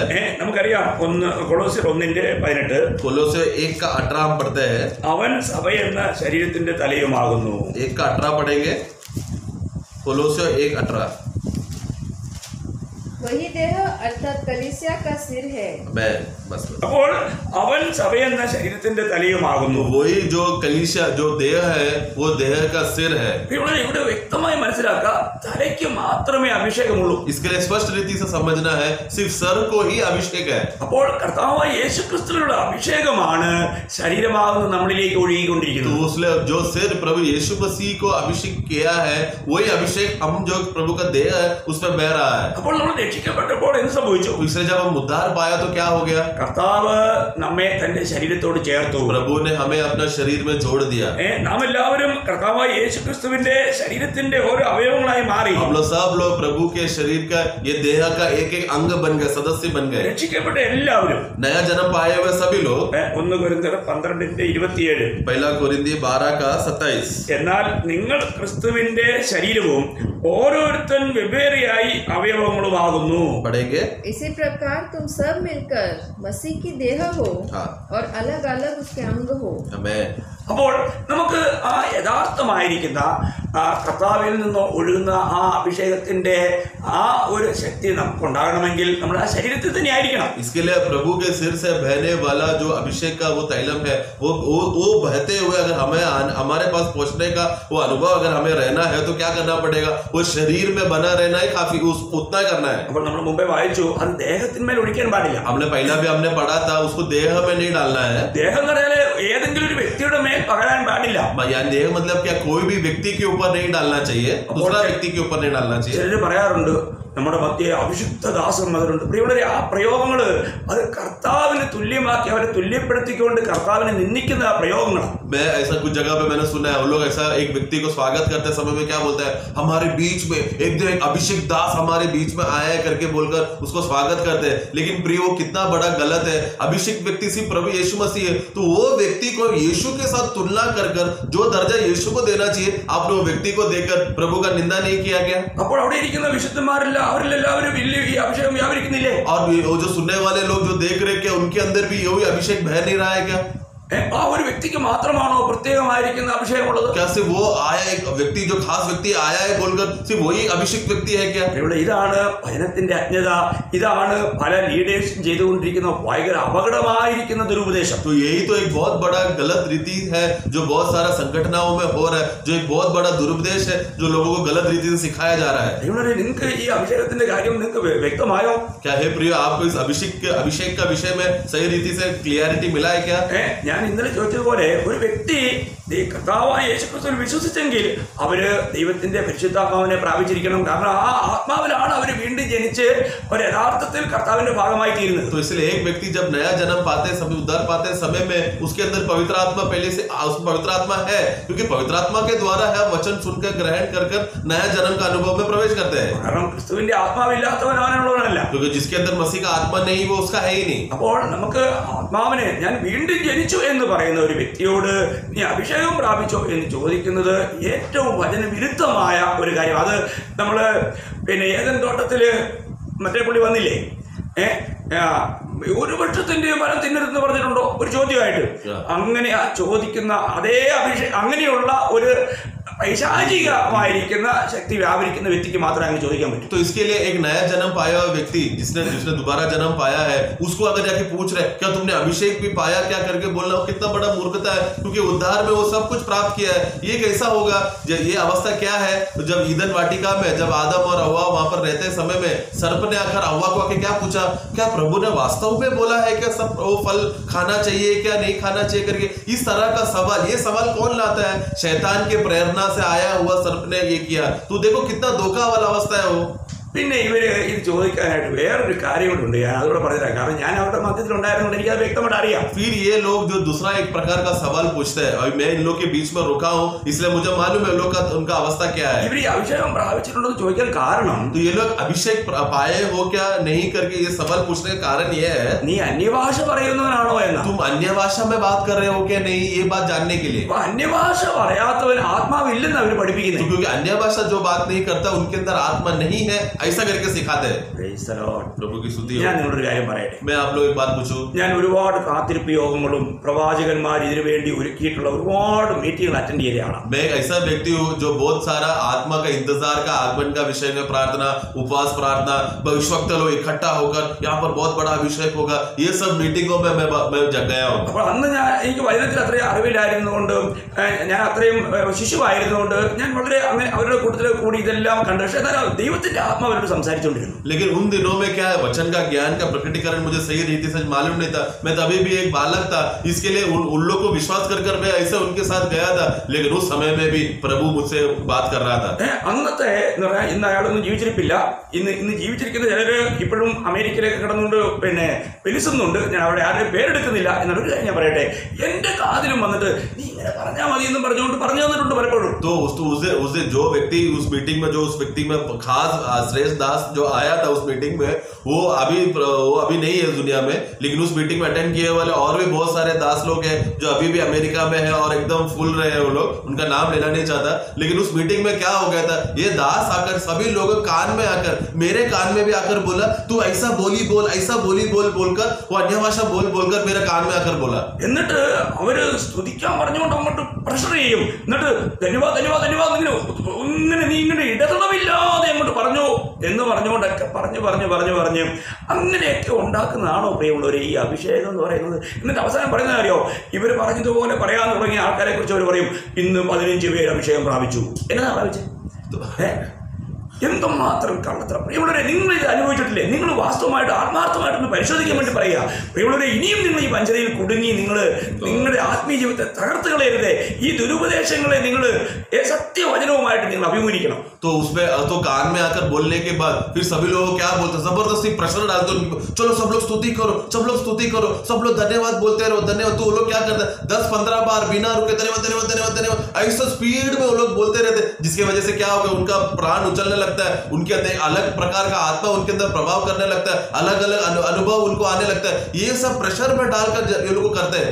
आखिरी में लास्ट में फाइनल में क्या होगा, जो लोगों ने, जो पास्टर ने आके कान में बोला वही बोली जो लोगों ने सेम रिपीट किया बोली को देखकर पास्टर क्या बोलते हैं, देखो आज यहाँ पर 15 लोगों ने अभिषेक पाया है, प्रभु का स्तुति हो। क्या इस तरह का झूठा अनुभव, क्या आप लोग में से बहुत लोगों ने इस तरह अनुभव आपने किया होगा? अपने आप को पूछो, ये बहुत धोखा देने वाला अवस्था है। अपने ये वचन सुनते समय में आपका आत्मा ये बात आपको बोध देगा और सच्चाई आपको बताएगा। उस बोध में रहकर ये सच्चाई का फर्क आप लोग जानो।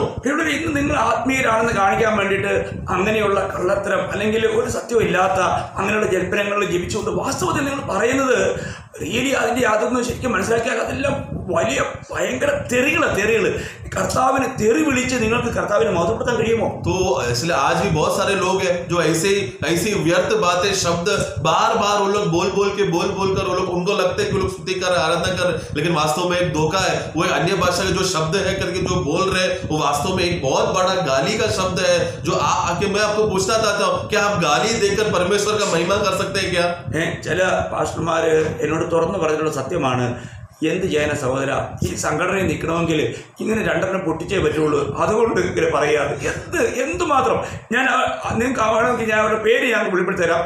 അവർ തുറന്നു പറഞ്ഞിട്ടുള്ള കാര്യങ്ങളാണ്. ഇങ്ങനെ എത്ര പേര്, ഞാൻ ചോദിക്കട്ടെ, ഇന്ന് ഈ നിലയിലുള്ള ഈ ശുശ്രൂഷമാരുടെ മധ്യമുണ്ട് പ്രിയമുള്ളവരെ, അവർക്ക് തന്നെ അറിയാം അവർ കാണിക്കുന്നത് മുഴുവൻ അബദ്ധമാണ്. तो मैंने कुछ उन दिनों में मैं कुछ पास्टरों के साथ जब मेरा बात किया, मैंने उनको सच्चाई के बारे में जानने के लिए बोला, तो कुछ पास्टर लोग ने वो लोग ने मुझे खुद को ये गवाही दिया। वो लोग क्या बोला, क्या बोलूं पास्टर, अगर संगठन में रुकना है तो इस तरह का 2-3 बातें जबरन करना पड़ेगा, नहीं तो हमको स्थान नहीं देगा, मौका नहीं देगा, इज्जत नहीं देगा बोलकर इस तरह की बातें वो पास्टर लोगों ने व्यक्तिगत रूप में मुझे बोला। मैं चाहे तो नाम भी लेना चाहूंगा तो मैं ले सकता हूँ साबित करने के लिए, लेकिन मैं बताना चाहता हूँ कि ये सब धोखा वाला बातें हैं जो वो लोग ने बोला है। നിങ്ങൾക്ക് ആർക്ക് വേണമെങ്കിലും എന്നോട് ഫോൺ ചെയ്താൽ ഞാൻ അതിന്റെ എല്ലാം ക്ലിയർ ആയിട്ട് ഡീറ്റെയിൽ ആയിട്ട് പറഞ്ഞു തരാം.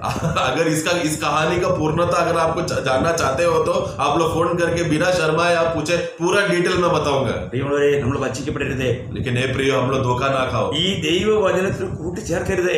इस परमेश्वर का वचन को कुछ भी जोड़ना नहीं। നിങ്ങൾക്ക് ലഭിക്കേണ്ട പ്രതിഫലങ്ങൾ നിങ്ങൾ നഷ്ടമാക്കരുതേ. आपको जो मिलने वाला प्रतिफल में कुछ भी रुकावट होकर उसको खोए ना। ദൈവത്തിന്റെ ശിക്ഷയ്ക്ക് നിങ്ങൾ പാത്രമായി തീരരുത് എന്ന് മാത്രം എനിക്ക് അപേക്ഷ. परमेश्वर का दंड का पात्र ना बने, ये बात का ही मेरा एक प्रार्थना है।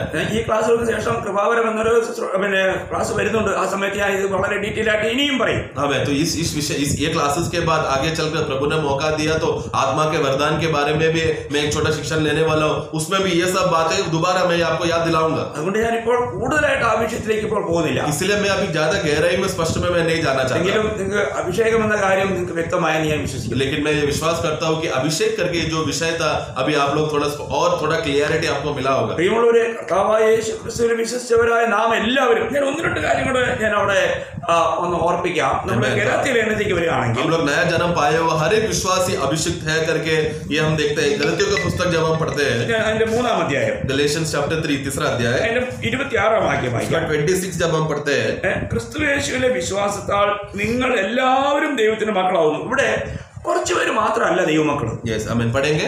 तुम सब उस विश्वास के द्वारा जो मसीह यीशु पर है परमेश्वर की संतान हो। तो तुम लोग सब है करके बोला है, तुम में से कुछ लोगों करके नहीं, जो कोई भी विश्वास किया है वो सब लोग परमेश्वर के पुत्र है। എന്നിട്ട് അതിന്റെ 28-ാം വാക്യം, 28 में, അതിൽ യഹൂദനും യവനനുമെന്നില്ല, ദാസനും സ്വതന്ത്രനുമെന്നില്ല, ആണും പെണ്ണുമെന്നുമില്ല, നിങ്ങൾ എല്ലാവരും ക്രിസ്തു യേശുവിൽ ഒന്നത്രേ. अब न कोई यहूदी रहा और न यूनानी, न कोई दास न स्वतंत्र, न कोई नर न नारी, क्योंकि तुम सब मसीह यीशु में एक हो। അപ്പോൾ നമ്മള് എല്ലാവരെയും കുറിച്ച്, അത് പകുതി പേരെ കുറിച്ചല്ല പറഞ്ഞു. तो वो सब लोगों के बारे में बोला है, आधा लोगों के बारे में नहीं बोला है। ഇനി ഒരു വാക്യോടെ ശ്രദ്ധിക്കാൻ വേണ്ടി और एक वाक्य ध्यान करने के लिए കൊളോസ്യർ 3:11, कोलोसर का पुस्तक 3:11, कोलोशियंस 3:11, അതിൽ യവനനും യഹൂദനും എന്നില്ല, പരിച്ഛേദനയും അഗ്രചർമ്മം എന്നില്ല, ബർബരൻ, സകൻ, ദാസൻ, സ്വതന്ത്രർ എന്നുമില്ല, ക്രിസ്തു അത്രേ എല്ലാവരിലും എല്ലാമാകുന്നു. വീണ്ടും ജനിച്ച ഒരു വ്യക്തിയെ കുറിച്ച് പറയുന്നത് അവരെല്ലാവരിലും ക്രിസ്തുവാണെന്ന്. पढ़ेंगे।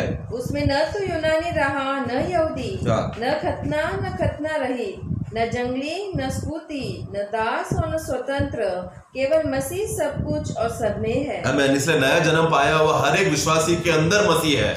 ഇനി ഇവിടുത്തെ ഒരു വലിയ ഈ കൂട്ടർക്ക് മനസ്സിലാക്കാൻ കഴിയാത്ത ഒരു വലിയ കാര്യം, और फिर ये झुंड को जो एक बात है जो लोग समझ नहीं पाते वो ये है, ഈ ദുരുപദേഷ്ടാക്കന്മാർ അറിയാത്ത ഒരു സത്യം, ये दुरुपदेश लोग जो सिखाते हैं उन लोगों को जो बात मालूम नहीं है। ഇവര് ഈ അഭിഷേകം എന്നൊക്കെ പറയുന്നത് ഒരു രീതിയിൽ പറഞ്ഞാല് ഈ ആത്മനിറവിനെയും ഇവര് അഭിഷേകം തെറ്റിദ്ധരിച്ചിട്ടുണ്ട്. हाँ, दूसरा एक जो विषय है जो इसमें गलत फहमी उन लोग ने समझा है, ये अभिषेक को ही आत्मा से भर जाना करके इसको समझकर दोनों को मिक्स करके दोनों एक ही है बोलकर वो लोग सिखाते हैं। ഈ അഭിഷേകവും അന്യഭാഷയായിട്ട് യാതൊരു ബന്ധവുമില്ല. एक तो पहले बात, अभिषेक और अन्य भाषा में कोई रिश्ता नहीं है, കാരണം അതിനോട് ഒറ്റ വാക്യം പോലും നിങ്ങൾക്ക് തിരുവഴുത്തിൽ നിന്ന് എടുത്തു തരാൻ പറ്റില്ല. क्योंकि उसमें से रिश्ता है करके साबित करने के लिए एक भी वाक्य आप दे नहीं सकते।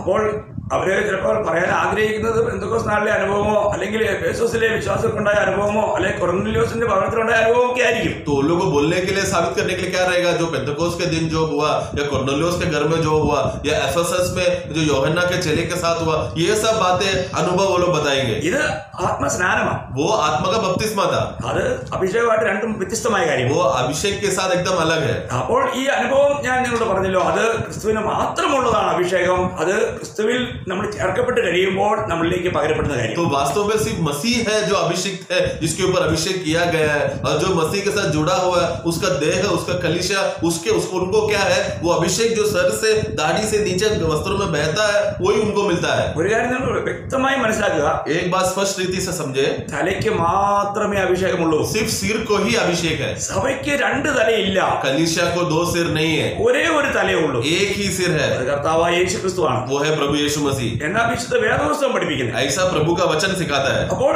അങ്ങനെ അല്ലാതെ ഒരു തല ഉണ്ടാകുമ്പോഴായി പ്രശ്നം. तो ऐसा बात जब नहीं रहता है, जब एक अन्य सिर उठकर खड़ा होता है तभी तकलीफ आता है। ഇന്ന് നമുക്ക് കാണാം, നമുക്കറിയാം ഓരോ സംഘടനയ്ക്ക് ഓരോ തലയുണ്ടല്ലോ. आज हम देखते हैं एक एक संगठन के लिए एक एक सिर है, അല്ലെ? നമ്മൾ പലപ്പോഴും ചോദിക്കാറില്ലേ ഹെഡ് ക്വാർട്ടർ എവിടെയാണ്? हम लोग हमेशा पूछते हैं ना, आपका संगठन का हेडक्वार्टर्स किधर है? മീൻസ് ഹെഡ് എവിടെയാണോ അത് ഹെഡ് ക്വാർട്ടറാണ്. मतलब जिधर सिर रुका है वो हेडक्वार्टर हो गया ना। അപ്പം കർത്താവിന്റെ സഭയ്ക്ക് ഒരേ ഒരു ഹെഡേ ഉള്ളൂ, അത് സ്വർഗത്തിലാണ്. അപ്പോൾ നമ്മുടെ ഹെഡ് ക്വാർട്ടർ സ്വർഗമാണ്. आमेन। तो हमारा कलीसिया के लिए सिर बोला तो एक ही है, वो है प्रभु यीशु मसीह। हेडक्वार्टर किधर हो गया? वो स्वर्ग में हो गया। പിതാവിന്റെ മഹിമയുടെ വലത്തുഭാഗത്ത് താൻ ഇന്നും ഉപവിഷ്ടനാണ്.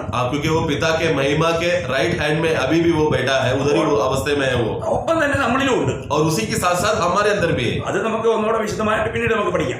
उसका गहराई की बातें में हम आगे पढ़ेंगे। എന്നാൽ ഒരു കാര്യം മനസ്സിലാക്കുക, लेकिन एक बात समझना, ഇന്ന് അനേകരുടെ ഹെഡ് ക്വാർട്ടർ എന്ന് പറയുന്നത് ഒന്നെങ്കിൽ ബോംബെയോ അല്ലെങ്കിൽ ഡൽഹിയോ അല്ലെങ്കിൽ കുമ്പനാടോ അല്ലെ തിരുവല്ലയോ അങ്ങനെയൊക്കെയുള്ള സ്ഥലങ്ങളും അതൊക്കെയാ. പക്ഷെ അത് സംഘടനകളെ കുറിച്ചാണ്. അവിടെ എല്ലാം ഒരു ഹെഡ് ഉള്ളത് കൊണ്ട് ഈ പ്രശ്നം. तो अभी इधर के एक एक लोगों का हेडक्वार्टर बोले हो तो मुंबई में है, दिल्ली में या केरला में है, ये सब क्यों हो गया? उन लोग का संगठन को उन लोग ने मसीह को छोड़कर दूसरा एक सिर बनाया है, इसके लिए तकलीफ है। അവര് കർത്താവിന്റെ ശരീരത്തെ വെട്ടിമുറിക്കുന്നു. वो लोग प्रभु का कलीसिया, प्रभु का उस देह जो कलीसिया है उसको काट कर अलग कर रहे हैं। അതാണ് കൊരിന്ത് സഭയ്ക്ക് ഉണ്ടായത്. यही तो कोरिन्थ कलीसिया में भी हुआ है ना। പ്രിയമുള്ളവരെ, ഞാൻ ഒരു കാര്യം നിങ്ങൾ ഓർപ്പിക്കട്ടെ. ये प्रियो में एक बात आपको याद दिलाना चाहता हूँ, കർത്താവിന്റെ ശരീരത്തെ വെട്ടിമുറിക്കുന്ന കാര്യങ്ങളാണ് പിന്നെ ഈ സംഘടനയും മതവും. तो ये धर्म और ये जो संगठन है, ये क्या करता है? प्रभु का ये देह, प्रभु का ये शरीर को काट कर टुकड़ा करके अलग करने का स्वभाव, विभिन्न लाने का अवस्था ये लाता है। അത് ദൈവഹൃദയത്തെ വളരെ ദുഃഖിപ്പിക്കുന്ന കാര്യമാണ്. वो प्रभु का हृदय को बहुत ठेस पहुंचाने वाला, दुख पहुंचाने वाला कार्य है। ഞാനൊരു സംഘടനയുടെ വക്താവായിട്ടല്ല നിങ്ങളോട് സംസാരിക്കുന്നത്. मैं एक संगठन का अधिकारी होकर नहीं मैं आपसे बात कर रहा हूँ। ഞാൻ പൗലോസ്ലീഹ പറഞ്ഞതുപോലെ കർത്താവായ യേശു ക്രിസ്തുവിന്റെ വലിയ ദാസനാണ്. मैं तो जैसा प्रेरित पौलुस कहता है, मैं प्रभु यीशु मसीह का एक नम्र दास हूँ। കർത്താവ് ഈ ശുശ്രൂഷയ്ക്ക് പ്രാപ്തനാക്കി. प्रभु ने मुझे इस सेवा के लिए योग्य बनाया। അതുകൊണ്ട് ഈ മഹാരാഷ്ട്രയിൽ നിന്നുകൊണ്ട് കർത്താവിനെ ശുശ്രൂഷിക്കുവാൻ, കർത്താവിനെ മഹത്വപ്പെടുത്താൻ കർത്താവ് ഇടയാക്കി. इसलिए इस महाराष्ट्र नगर में, मैं नासिक जगह पर, मुझे यहाँ पर रुककर प्रभु का सेवा करने के लिए, एक गवाह बने रहने के लिए एक मौका दिया है। ഇനി ഞാൻ ഒരു കാര്യം ഓർപ്പിക്കാൻ പോകുന്നത്, ഇന്ന് അനേകം തെറ്റിച്ചറിയിക്കുന്നത് ആത്മനിറവ് എന്നുള്ള വിഷയമാണ്. तो आज और एक बात मैं याद दिलाना चाहता हूँ, आज जो लोगों में गलत फहमियां या गलत शिक्षण जो आया है आत्मा से भरने का विषय में,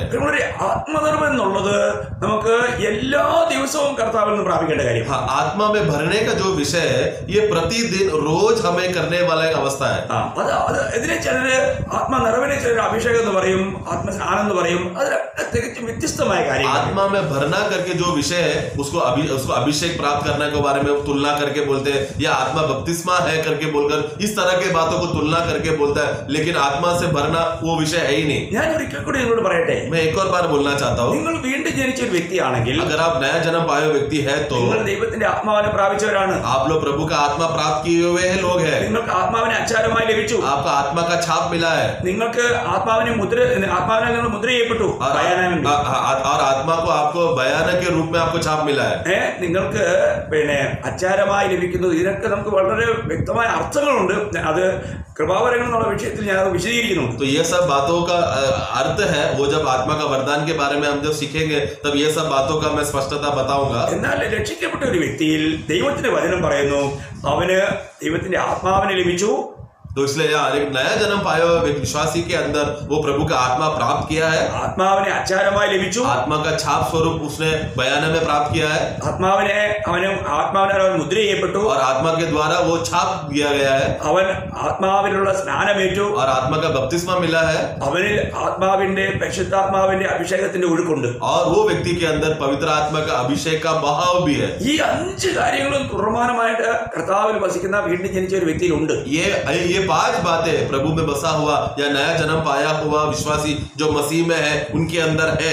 എന്നാൽ लेकिन എപ്പോഴും അവരില് ആത്മനിറവിന്റെ അനുഭവമില്ല. लेकिन ये बातें को छोड़कर हर एक समय में आत्मा में भरने का अवस्था उनमें नहीं है. അപ്പോൾ ഇതെല്ലാം ഉണ്ടായിട്ടും ആത്മനിറവില്ലാതെ ജീവിക്കുന്ന അനേക വിശുദ്ധന്മാരുണ്ട്. तो ये 5 बातें रहने के बाद भी आत्मा में भरने का अवस्था में चलने वाला विश्वासी भी है. അവർ ആത്മാവിൽ ജനിച്ചവരാണ്. वो आत्मा में जन्म पाए हैं. അവർക്ക് ആത്മാവിനെ അച്ചാരമായി ലഭിച്ചിട്ടുണ്ട്. उनका आत्मा को बयाने में मिला है. അവർക്ക് ആത്മാവിന്റെ മുദ്രയുണ്ട്. उनका आत्मा का छाप है. അവരിൽ ആത്മസ്നാനം അവരേറ്റവരാണ്. आत्मा का बपतिस्मा प्राप्त किए हुए लोग हैं. അവര് ക്രിസ്തുവിന്റെ ശരീരത്തിന്റെ ഒരു അവയവമായതുകൊണ്ട് കർത്താവിന്റെ അഭിഷേകത്തിന്റെ ഒഴുക്ക് അവർക്ക് ലഭിക്കുന്നുണ്ട്. क्योंकि वो लोग प्रभु के देह में वो लोग अंग होने की वजह से प्रभु का अभिषेक जो सर से बहता है उनमें भी बहा है. എന്നിട്ടും लेकिन फिर भी ആത്മനിറവിന്റെ അനുഭവങ്ങൾ പലർക്കുമില്ല. इसमें से फिर भी आत्मा का में भर जाने का अवस्था उनमें नहीं है. ഈ നമ്മൾ രക്ഷിക്കപ്പെട്ട ശേഷം ഓരോ ദിവസവും നമുക്ക് ആത്മനിറവിന്റെ അനുഭവം വേണം. ഈ നിറവിന്റെ കാര്യത്തിലാണ് ഒരുപാട് പേര്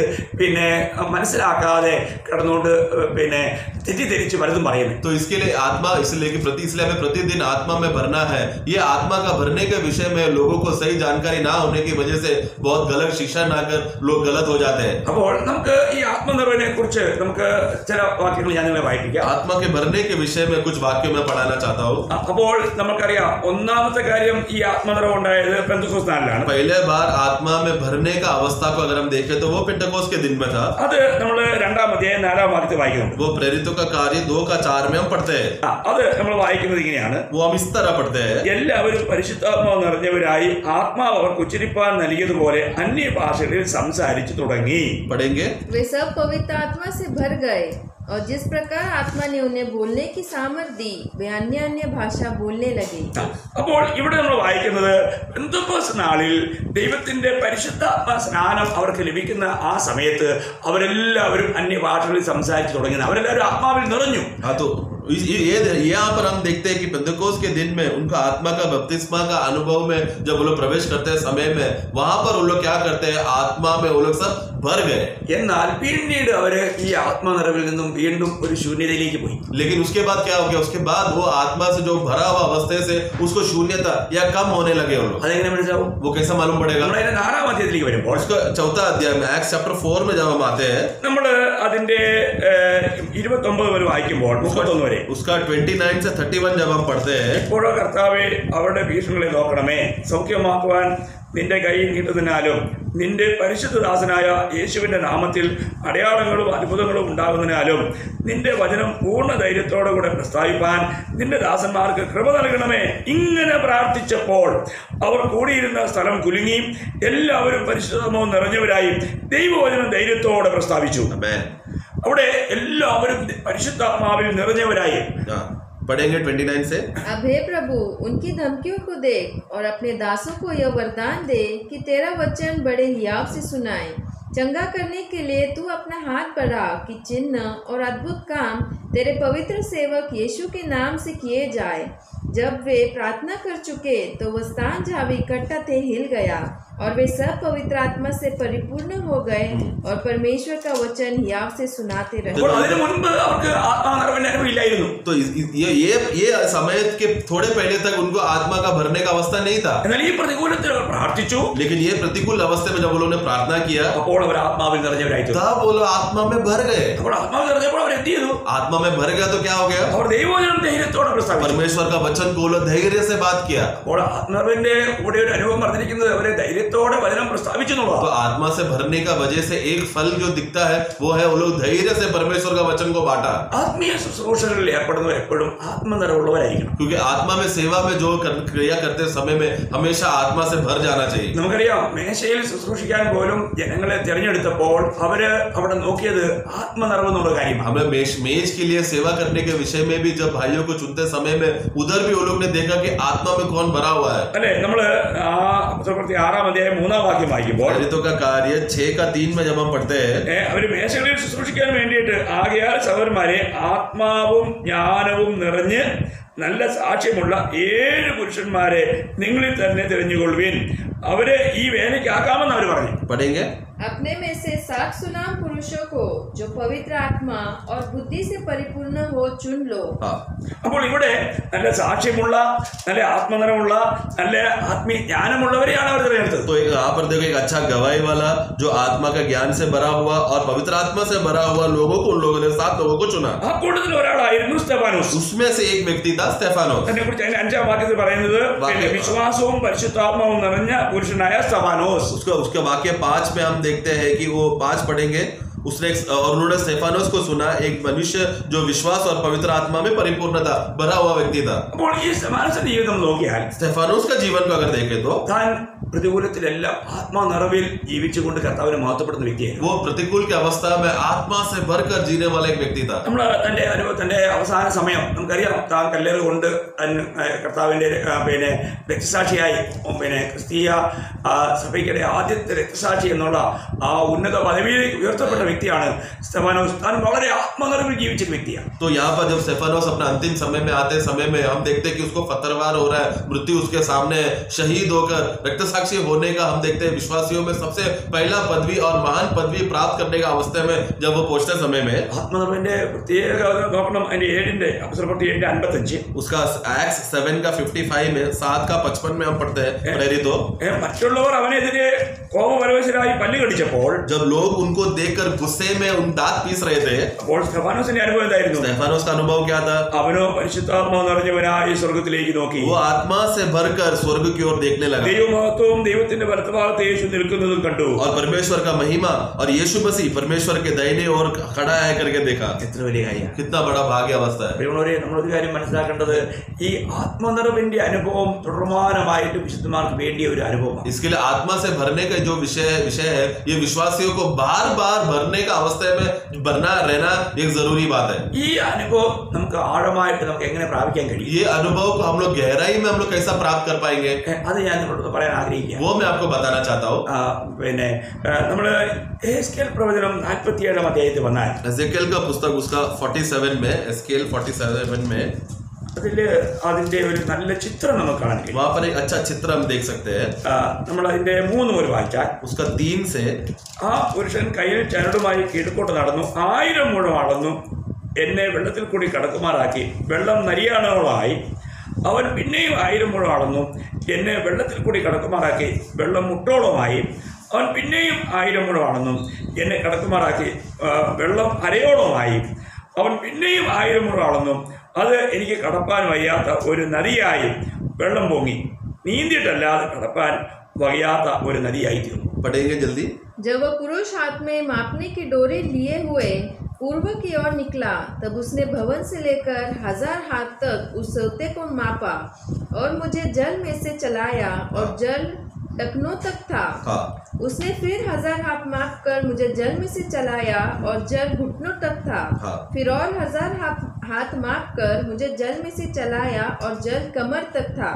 तब फिर उसने 1000 हाथ मापे और ऐसी नदी हो गई जिसके पार मैं न जा सका, क्योंकि जल बढ़कर तैरने के योग्य था, हाँ। अर्थात ऐसी नदी थी जिसके पार कोई न जा सकता था। അപ്പോൾ ഇവിടെ നമുക്ക് ആത്മീയമായിരിക്കുന്ന നിറവിലേക്ക് നമ്മൾ നടത്തപ്പെടുന്ന 4 ചുവടുകൾ കാണാൻ പറ്റും. तो यहाँ पर आत्मा में भरने का अवस्था के विषय में 4 बातों या 4 शाखा या 4 तरीके में भराव में बहाव में हम देखते हैं. നമ്മൾ വീണ്ടും ജനിച്ചാൽ ഉടനെ തന്നെ നമ്മൾ ആത്മാവിൽ നിറഞ്ഞ് നമ്മൾ ആത്മാവിൽ നടത്തപ്പെട്ടു എന്ന് വന്നത് വരികയില്ല. हम लोग ऐसा जरूरी नहीं है कि नया जन्म जिस दिन पाया है उसी दिन हम लोग आत्मा से भरकर आत्मा से प्रेरित होकर हम चलने शुरू करेंगे. എന്നാലും ശരിക്കും വീണ്ടും ജനിച്ച ഒരു വ്യക്തി ആത്മാവാണ് നടത്തുന്നത്. लेकिन वास्तव में जिसका नया जन्म हुआ है उसको आत्मा ही चलाता है. ശരിക്കും പറഞ്ഞാൽ ആത്മനിറവിന്റെ അനുഭവം ഓരോ ദിവസവും വിശുദ്ധന്മാർ പ്രാപിക്കണം. इसके लिए वास्तव में आत्मा में भरने का जो अवस्था है ये विश्वासी हर एक दिन को प्राप्त करना है. കാരണം നമ്മൾ എഫേസ്യർ 5:18 വായിക്കുന്നുണ്ട്, നിങ്ങൾ ആത്മാവിൽ നിറയുവിൻ എന്നുള്ള ഒരു കൽപ്പനയായിട്ടാണ് പറഞ്ഞത്. क्योंकि एफिसियों का पुस्तक 5:18 में वहां पर हम पढ़ते हैं कि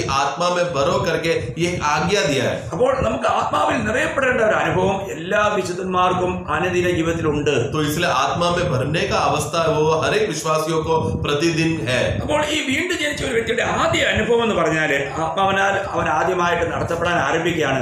അതിന് നമ്മൾ റോമർ 6:5 വായിക്കുന്നത് ജീവന്റെ പുതുക്കത്തിൽ നടക്കുക എന്ന് പറയും. तो इसके लिए जब एक विश्वासी आत्मा से भरकर जब चलने का शुरुआत का आरंभ का बात है 47 का 3 जब हम पढ़ते हैं वो यही बात हम रोमियो का 6 का 5 में हम पढ़ते हैं कि जीवन का नयापन में चलना.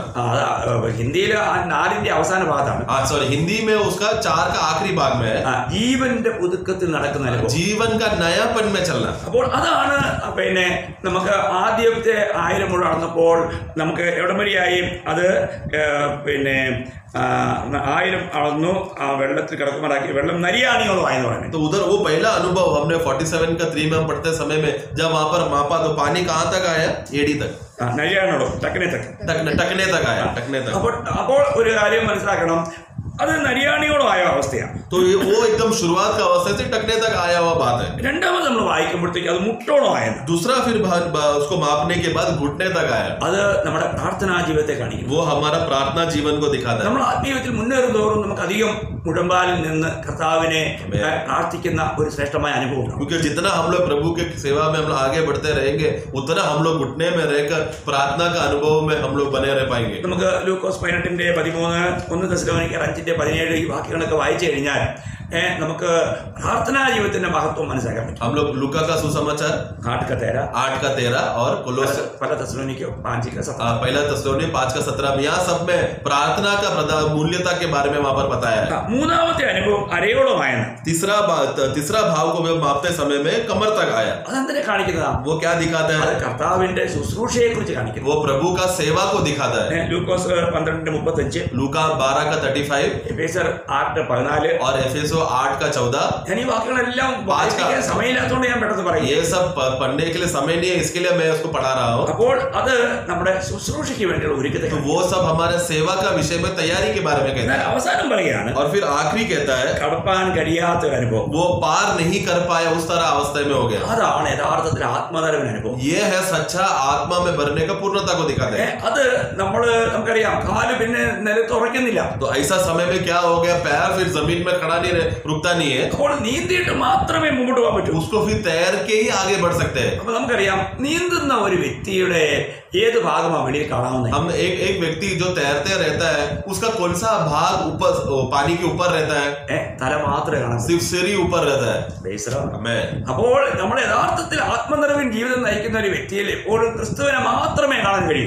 इसलिए जो व्यक्ति आत्मा से भरा हुआ व्यक्ति रहेगा वो वास्तव को सिर्फ मसीह ही उसमें दिखाई देगा. അപ്പോൾ ദൈവം ആഗ്രഹിക്കുന്നത് നമ്മൾ എപ്പോഴും ഈ ആത്മനിറവിന്റെ അനുഭവം, ഓരോ ദിവസവും ആത്മനിറവിന്റെ അനുഭവത്തിൽ നമ്മൾ ജീവിച്ച് നമ്മളിൽ ക്രിസ്തുവിനെ നമ്മൾ പ്രതിബിംബിക്കണം. आमेन. इसके लिए हमें प्रतिदिन पवित्र आत्मा यही चाहता है कि हम प्रतिदिन आत्मा से भरे और प्रतिदिन मसीह का को बात को स्वभाव को हम लोग प्रकट करें. നമ്മളിൽ ക്രിസ്തുവിനെ ജനങ്ങൾ പഠിക്കണം.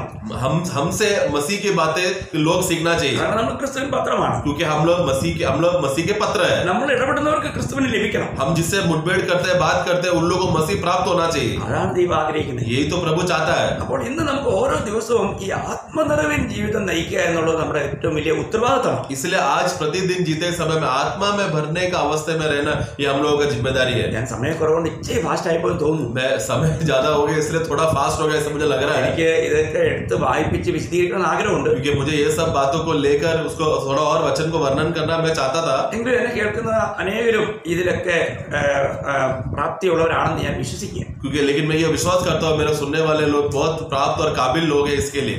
നാസിക സഭയെ സംബന്ധിച്ച് അവരെ കുറിച്ച് എനിക്ക് സംശയമില്ല. नासिक कलीसिया मंडली के विषय में मुझे उन लोगों में कोई विश्वासियों में कोई शक नहीं है, കാരണം അവരെല്ലാം ഓരോ സുവിശേഷകന്മാരാണ്. क्योंकि वो लोग सब लोग एक सेवक है, सुसमाचार बांटने वाले लोग हैं। പുതുതായിട്ട് അനേകം കേൾക്കുന്നുണ്ടല്ലോ. और लेकिन बहुत नए लोग सुन रहे हैं, उन लोगों के विषय में कहना चाहता हूँ, നിങ്ങൾക്ക് എന്തെങ്കിലും മനസ്സിലാതെ വന്നിട്ടുണ്ടെങ്കിൽ अगर आप लोग कुछ समझ में नहीं आ रहा है तो നിങ്ങൾ ചോദിക്കാൻ മടിക്കരുത്. आप लोग पूछने के लिए हिचकिचाना नहीं। കർത്താവ് നിങ്ങളെ സഹായിക്കട്ടെ. प्रभु हम सबको सहायता करें, ദൈവത്തിന്റെ കൃപ നിങ്ങളെല്ലാവരും प्रभु का अनुग्रह हम सब में बने रहे।